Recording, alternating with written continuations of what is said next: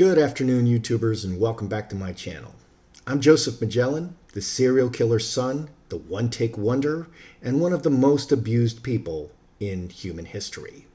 J.C. Dugard, Elizabeth Smart, eat your hearts out because you lived like pampered princesses compared to me and the abuse that I suffer at the hands of these terrible people.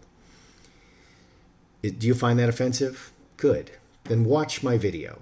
My father and my stepbrother are the most prolific serial murderers in American history, and I believe in world history, frankly. And I literally can't get the police to do anything. So a lot has happened since I last posted, and I'm going to start with the last letter that I faxed to a West Virginia senator's office, who I now realize is up for election on Tuesday. So my request may simply be an issue of bad timing on my part. So here's the letter. I wrote, I request a case number and search warrants on 5 identified properties in Berkeley Springs, West Virginia. Okay, and here you can see I identified 3 particular people, okay, 2 of whom are my family members. And others associated with them are easily the most prolific serial murderers, child molesters, rapists, and kidnappers in human history, in U.S. history. I believe their victims number in excess of 250 over 40 years. So literally 250 people are buried at these locations. I identified 7 locations, 5 of which are in Berkeley Springs, West Virginia. All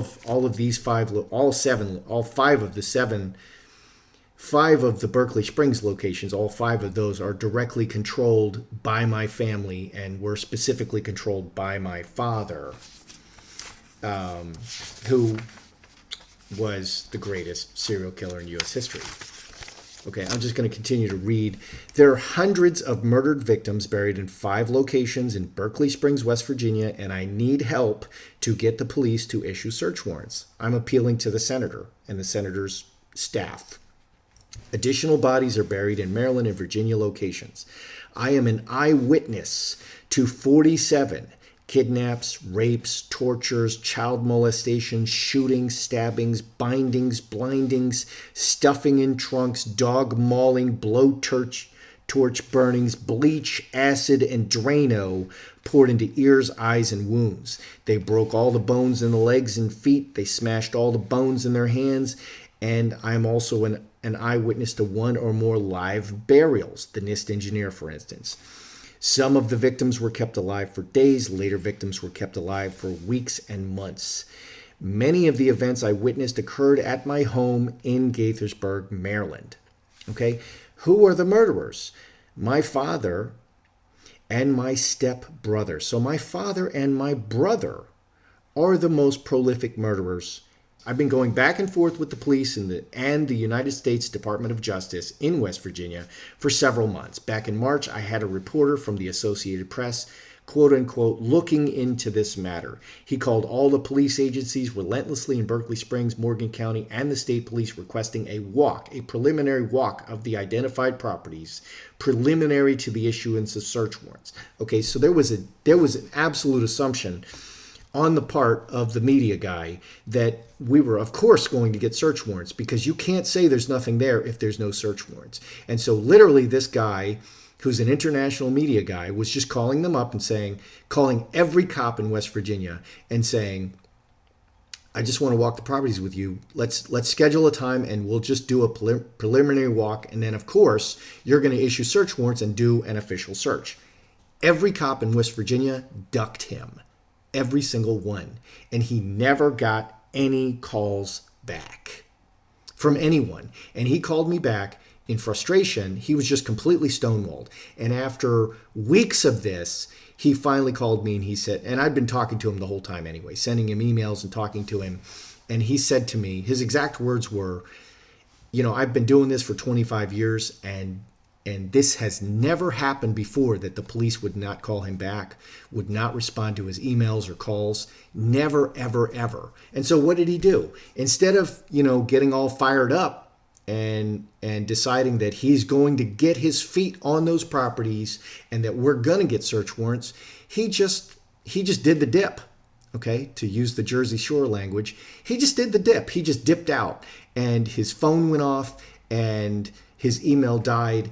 And so I'm talking to him on a Friday, and he's like, "Yeah, I'm sure I told you, but I'm retiring on Monday, and I won't be available after Monday." And I'm like, "What?"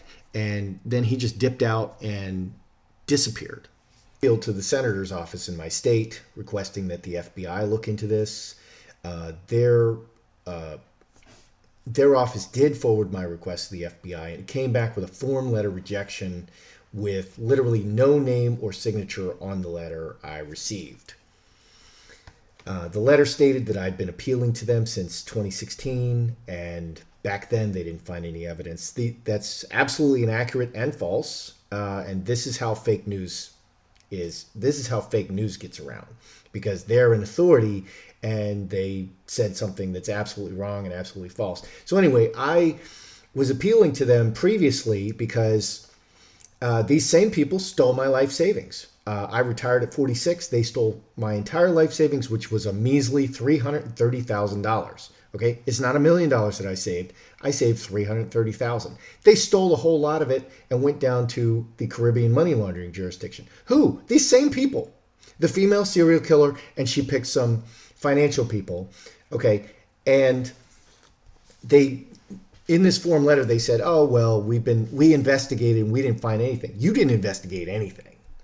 Okay, it is really hard to find evidence of wrongdoing when you refuse to investigate.